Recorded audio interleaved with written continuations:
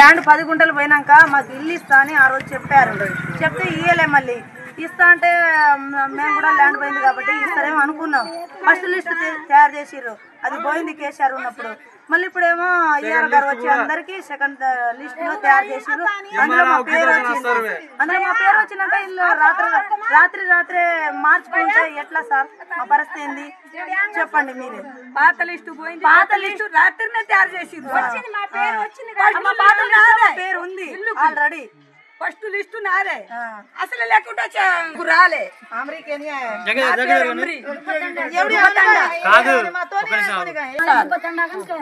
దుబ్బతండ మాకు ఇల్లు వచ్చింది, సర్వే చేసిర్రు. 2 సార్లు వచ్చిర్రు, సర్వే చేసిర్రు. ఇంట్లో 4 ఉన్నారు, ఒక ఇల్లు వస్తుందని రాసుకుని పోయిర్రు.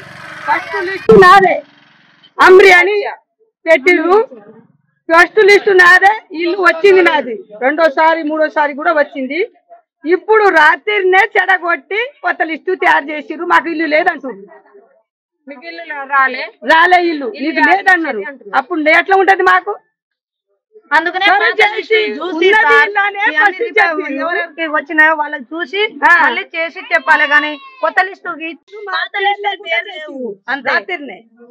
కొత్త లిస్టు వాళ్ళకి ఇవ్వాలి, లేని వాళ్ళకి వద్దని మార్చినాలే.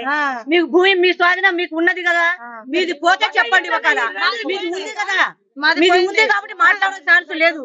లేని వాళ్ళకి బోర్లాడుతున్నారు. అందు గురించి మార్చి పెట్టి